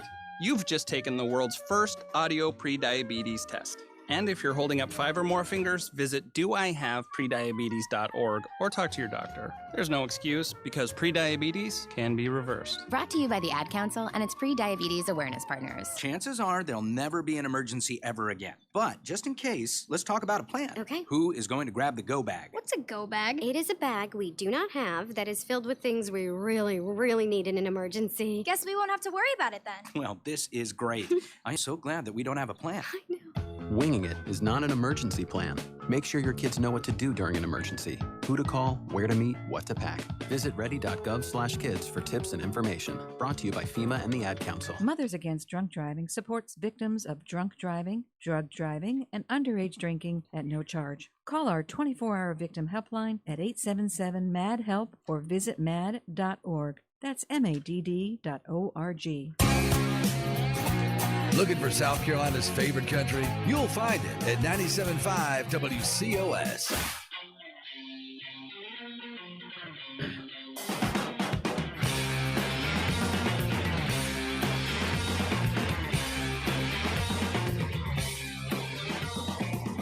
Always good to be with you on a Friday afternoon, the show that shakes the Southland. Lawton Swan, Clemson Sports Talk. If you follow us on Twitter, I just put this photo, or at least a photo of this magazine. I feel like Mr. Knows It back in the day.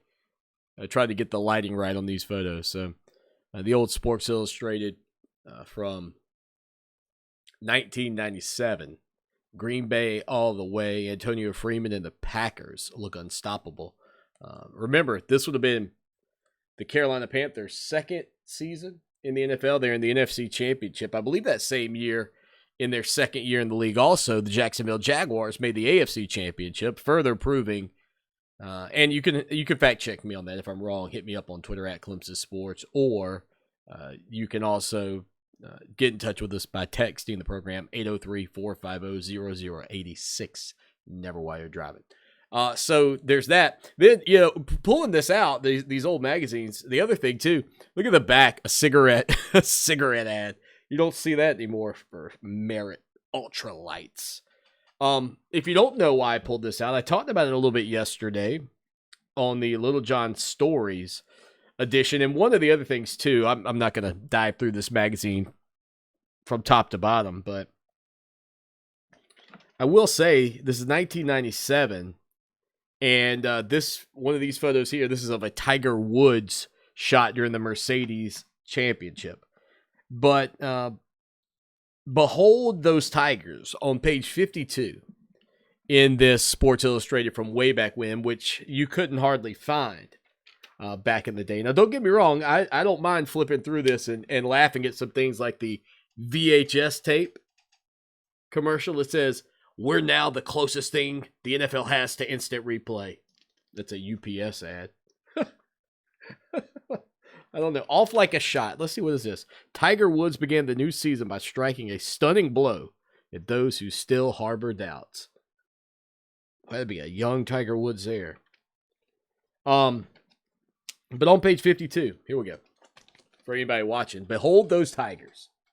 You've got Terrell McIntyre. You've got Greg Buckner. This was the article in the team I was talking about, and we've been talking about here quite a bit. This Clemson Tiger team, as they say, a band of overachievers, include Tiny McIntyre and Buckner. And then here's another great photo. Clemson beating Duke 86-82 early on that season at home in Little John Coliseum, and Tom Weidman and Tony Christie there. I'm barely in this photo. I don't like to count it too much. Up at the top right corner. Yeah, that guy, if you're watching. But the next page is where I mentioned being in Sports Illustrated. I just happen to have these right here beside me today. I didn't know if I did or not, but I happened to find it. I mentioned Crazy Jim Carlin the other day. Super fan. But there we are, standing in the front row, North Floor for life. Leslie Brewer, who is the girl beside me, is a young lady I grew up with. She would have been a freshman at Clemson. And I don't think she ever came to another Clemson game, but she was like, "Hey, can you get me into this game?" I said, "Listen, we're North Florida. I can help you." So we were in there watching the Tigers take on the Duke Blue Devils back in the day. But, man, this is this walk down memory lane has really brought me back to so many great moments in, in the history of Clemson basketball and Clemson sports, with Tom Weidman and Terrell McIntyre. And, of course, again, you talk with Tim Beret, or we talk with Tim Beret every week, and it just brings up so many great memories, invokes so many great moments from, my time in Tiger Town. And you look back,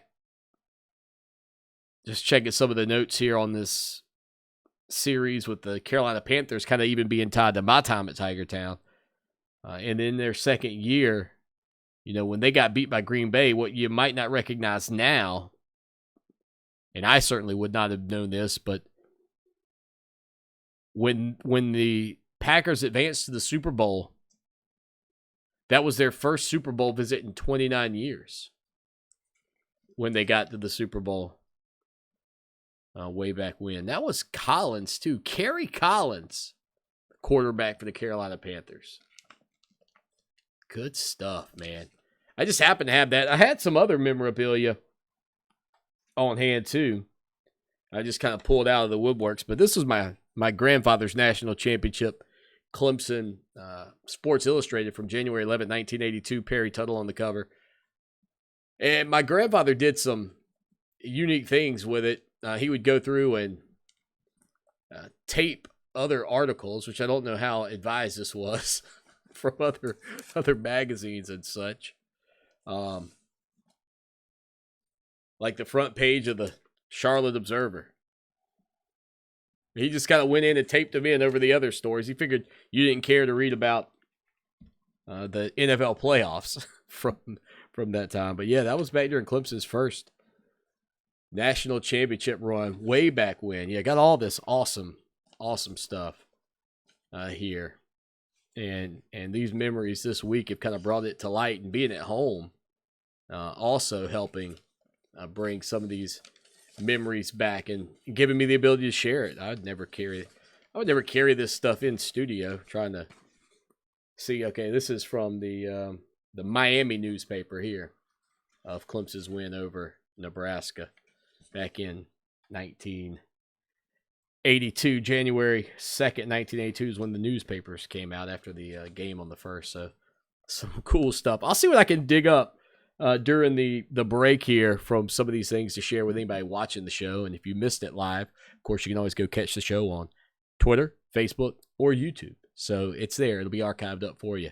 So we'll come back with more of the show that shakes the Southland, a walk down memory lane. Once again, stay with us. Stay with us. Listen, could Robert change your life? At the age of 55, I started putting on weight, and I got to the weight of about 210 pounds. Always hungry. The heavier I got, the less energy I had. And about 6 months ago, I started taking the Andro 400, and I started realizing I had more energy. I felt better, and my mind was clearer, and I started losing weight. I went from my max weight to 215, and now I'm down to 176. My waist size has dropped from a 38 to a 32, and I've lost these big love handles that I had on my side, and I just look a lot slimmer. Since 2004, Andro 400 has helped men lose belly fat, gain energy, and to look and feel their best. Go to andro400.com for more true testimonials, before and after photos, and special discounts. Only available on andro400.com.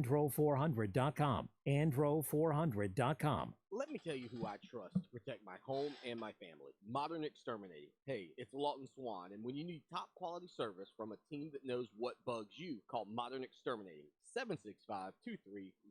They're locally owned and offer a full complement of pest elimination services, including complete pest control, termite plans, moisture control, and more. Check out Modern Exterminating online at pestfreesc.com or give them a call today, 765-2315.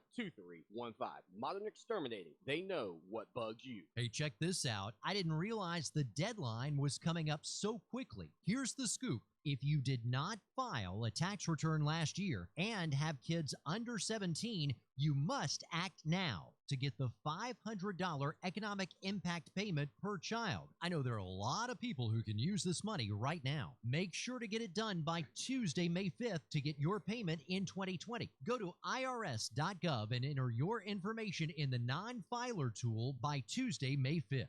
Live from the $1,500 instant rebate AAA Heating and Air Weather Center.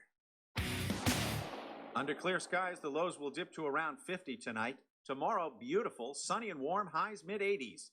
For Channel 25 ABC Columbia, I'm Chief Meteorologist John Farley. This report is sponsored by Mothers Against Drunk Driving. For victims of drunk and drug driving, our grief is unique. But you are not alone. You always have a place at MAD. Call our 24-hour victim helpline at 877-MAD-HELP or visit mad.org. I'm Oscar Ramirez, and I host the Daily Coronavirus Update, a daily podcast bringing you the latest on what to know about the global pandemic we are facing. There's a lot of information going around about how the virus is spreading, possible treatments, and best practices to keep you and your family healthy. It's more important than ever to follow this fast-moving story and avoid misinformation, so you can keep up to date and make informed decisions. iHeart Radio is #1 for podcasts, but don't take our word for it. Find the Daily Coronavirus Update on the iHeart Radio app or wherever you get your podcasts. Whoa, long time no see. It's me, the Rock t-shirt in the back of your closet. Dude, remember? You crowd surfed in me, man. But you haven't worn me in like forever. I get it, you're retired, but I still got some rock left in me. So take me to Goodwill, where I can really make a difference. Your donations to Goodwill create jobs, training programs, and education assistance for people in your community. To find your nearest donation center, go to goodwill.org. Donate stuff. Create jobs. A message from Goodwill and the Ad Council. Families affected by disasters urgently need support. Help the American Red Cross provide meals and shelter to those affected by disasters, big and small. Donate to Red Cross Disaster Relief. Go to redcross.org or call 1-800-RED-CROSS. Facts with a sprinkle of opinion. The Rundown with Rob, weekdays at 3 on Fox Sports Radio 1400.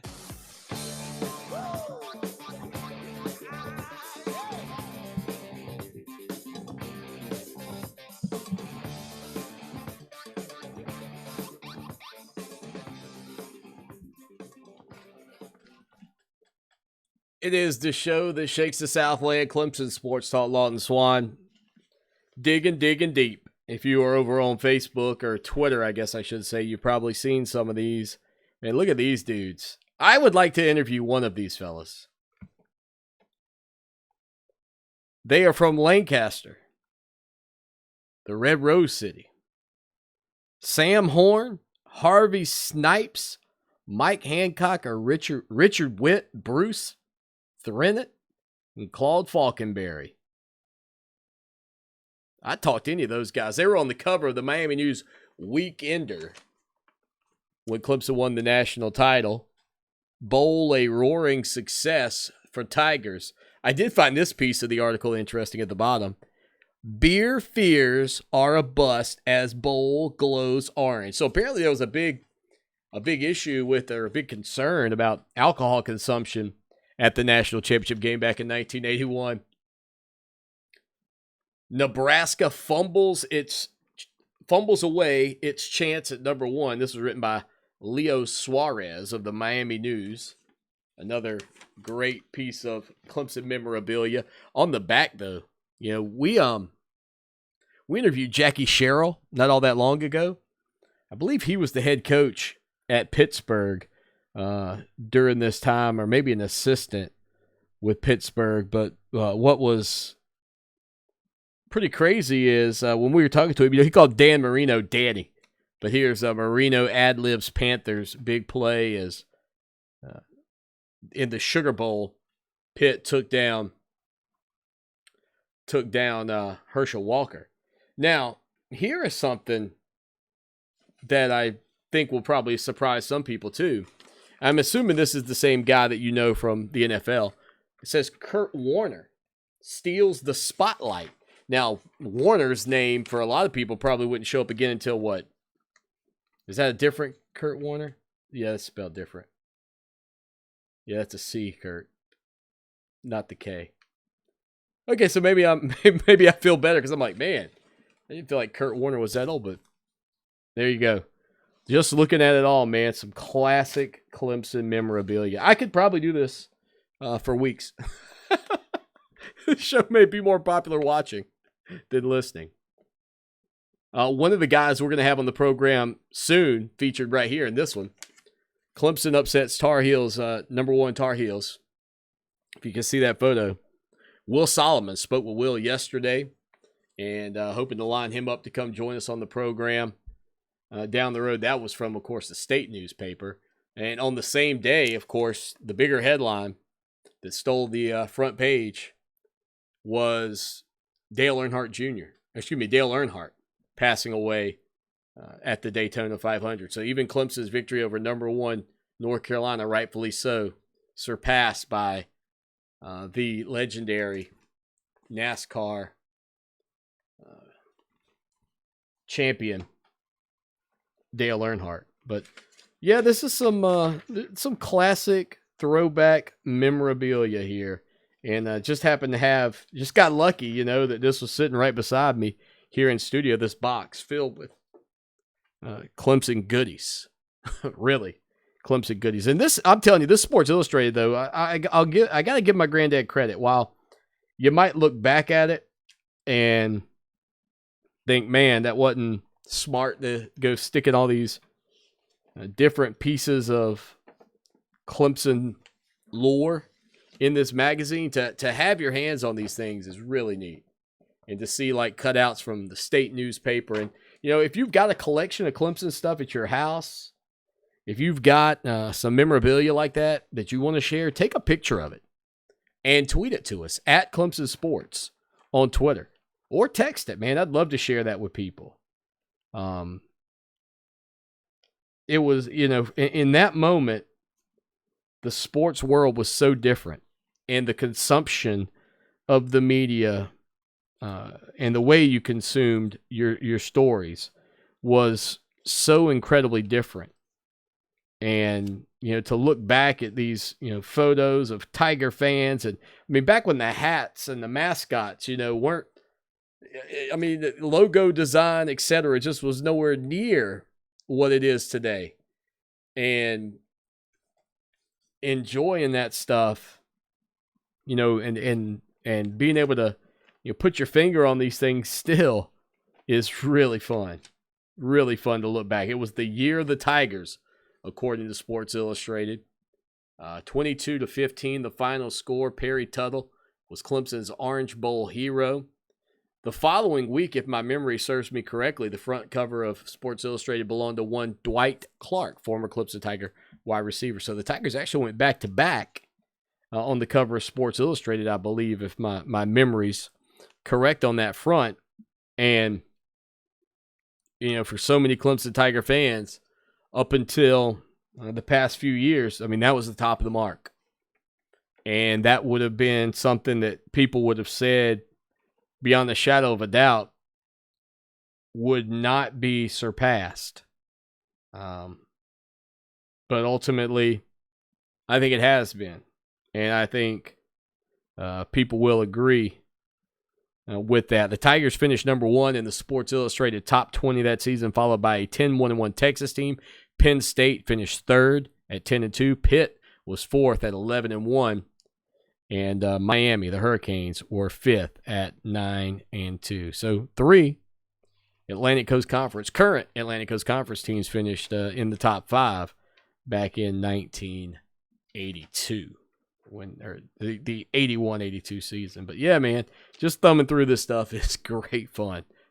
It is awesome. Awesome stuff. We hit a quick break. We put a bow on the show right after this.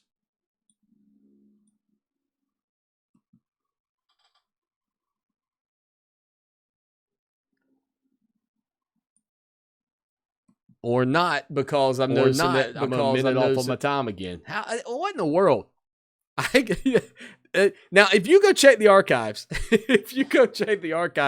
of the show, you'll find that that's twice now since we've been doing it from home that I have hit that 43 break hard, but it's not a 43, it's a 44.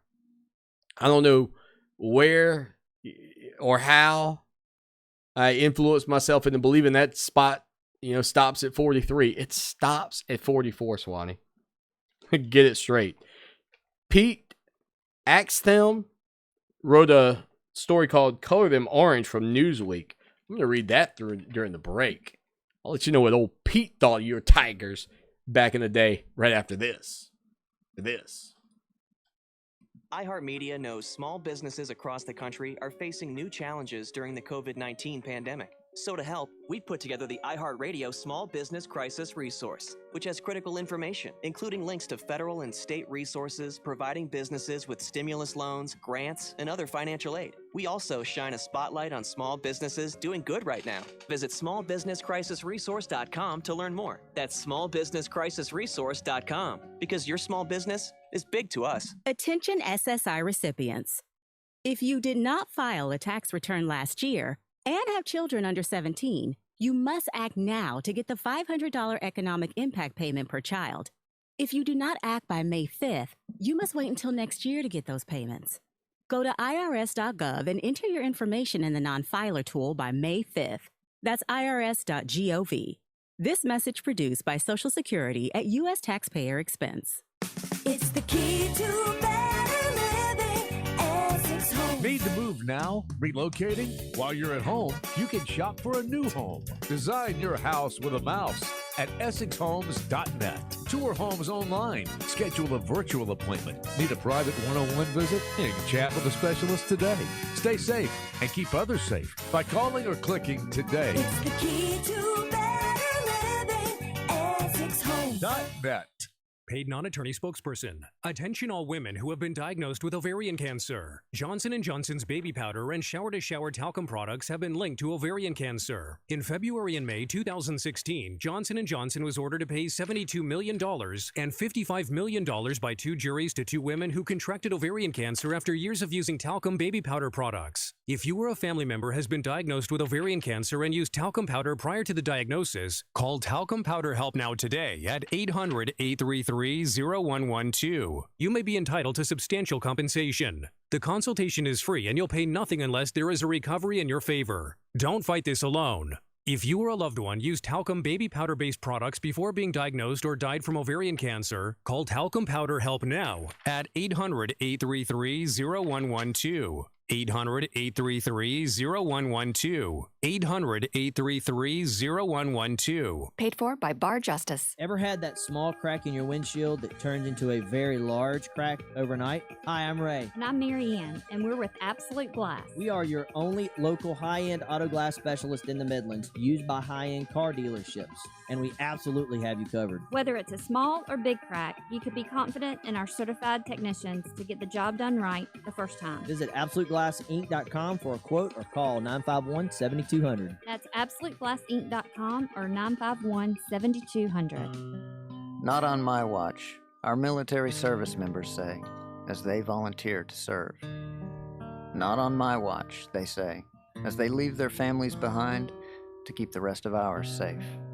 As they move out, stand firm, and take fire. So not on our watch, we say, to the severely ill or injured veterans who can't get the care they deserve, the therapists they need to walk again, the treatment they need to talk again, the lifetime of day-to-day help they need to live full and independent lives.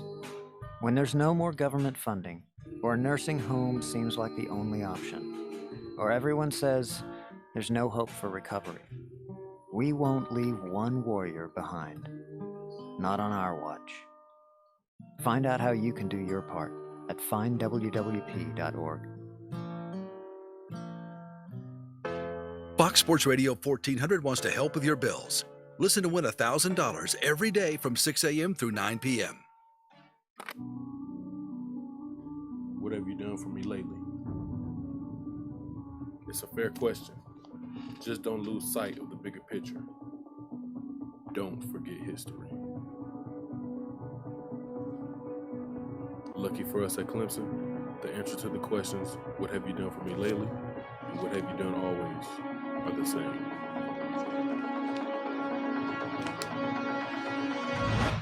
We win.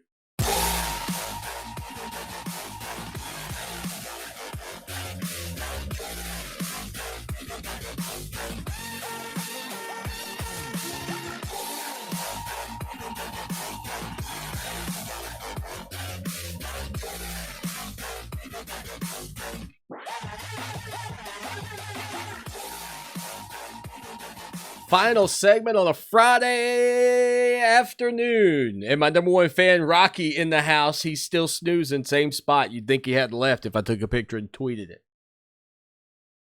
803-450-0086. That's the way you get in touch with us. John, I believe it was, texted earlier via the text line, which you can now call if you want. You can leave us a message. But John texted us earlier. It said, Swan, you got to call this episode The Tale of Two Toms. Listen, John, you're hired. Do you know how hard it is for me to come up with names of these shows now? I try to never duplicate them. Stories from Little John yesterday's. Today, A Tale of Two Toms. I'll take it, John. You feel free. You take over that end of the job. You take over that role for the show that shakes the Southland. And we have had an interesting show for sure, spending an hour with Tom Weidman and then Clemson Tom here on a Friday afternoon. And, one of the things that I'm really excited about, I mentioned the fact that, it does feel like we are closing in a little bit, getting a little bit, that much closer to figuring out what it could look like for college football. The Clemson dude checks in and says, the Pats are going to try to move up. Watch out for the Pats. They want to get a guy. They want to get a guy like Trevor Lawrence. He says that Houston will pay Deshaun Watson, and Deshaun's not leaving. So I can imagine that in the day and age that 1982, when the gentleman I mentioned earlier wrote his story about Clemson, that it did not go well. Pete Axhelm. The article is called Color Them Orange from Newsweek. I have no idea if you can find this online. But again, my granddad, if you're just joining us, in his wisdom, cut articles out from other magazines about Clemson and newspapers and put them in the Clemson Sports Illustrated. So my Clemson Sports Illustrated is not what they call mint condition. It's actually better. It has more, instead of an ad for Camel Lights with that old guy. You might remember him if you're old enough. You might see him in one of these, as I'm panning the photos in front of you. You actually get like a headline that says, as papers fall out, for everybody watching the show. Number one, Clemson, when it finally happened, it came as no surprise. Clemson's Tigers owned the National Football Championship. I don't know where that came from. But Pete, listen to the intro to Pete's story. He says, the national champions of college football wore bright orange pants. In an uneasy truce with equally garish, slightly clashing orange jerseys, the Knickers assured Clemson of a high seeding in any designer's ugliest uniform contest. Perhaps the eye-assaulting display even contributed to the mistakes of the Nebraska team that Clemson whipped 22-15. In what else? The Orange Bowl. So he talks about Clemson's pants. He gets into how ugly the uniforms were. I think Tiger fans would disagree with that. But can you imagine the heat Pete would get today if that was an article that he wrote? My goodness. That's something else. But that's good. I may have to go into the archives. I mentioned we're putting out archived episodes of the show, or archived interviews from the show from back in the day. And there's a great interview, a recent interview with DeAndre Overton. If you haven't read that, go over to Clemson Sports Talk right now. Read it, share it. Done. Have a good weekend.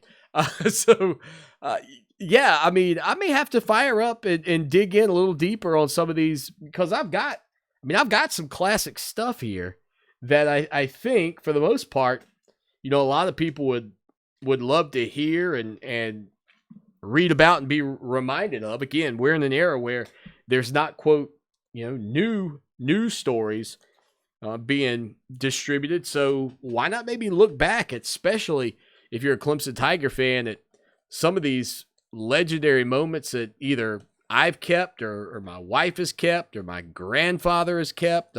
Somebody kept these things around. Several different people have kept some of this stuff around, but great news articles and great stories from yesteryear. So awesome moments for sure for so many people. Here's one. I'm not going to do this one today.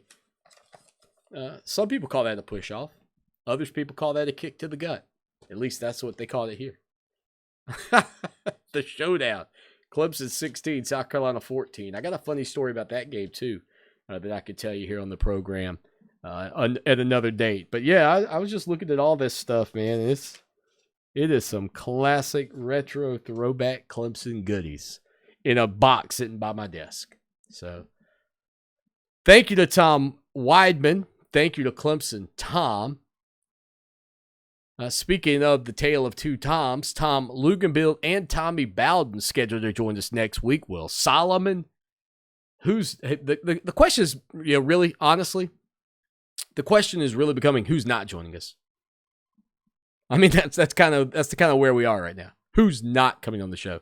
Now, again, if you know one of those dudes from Lancaster or Lancaster or however you want to say the Red Rose City up there in the upper part of the state of South Carolina, just opposite of the White Rose City of York, where my family's from. I know we're enemies, Lancaster. I get it. Do me a favor. Do me a favor. If you're from that area and you know one of those guys, tell them to text me, 803-450-0086. I want to hear about their experience at the national championship. I think it would be awesome. I mean, they were wearing orange overalls before it was easy to get your hands on orange overalls. And those guys were the originators, or close to it at least. I'm sure at this point they like to say they are. That's for sure. Again, thank you to everybody for being a part of the program. Head over to the website. Check it out. We'd love to have you subscribe. Just $63.17 for an entire year of coverage. That's 18 cents a day to support us. We'd appreciate you doing that. Until Monday, as always, y'all take care now. And go Tigers! This is iHeart Radio breaking news. Governor Henry McMaster today lifting the mandatory home or work order effective next Monday, May 4th. He also announced that beginning on Monday, restaurants throughout the state may return to outdoor customer dining services, that in addition to current existing takeout, curbside, and delivery. The governor and state epidemiologist Dr. Linda Bell urging anyone to be at risk to limit their exposure to others, and for everyone to continue prioritizing travels between home and work whenever possible.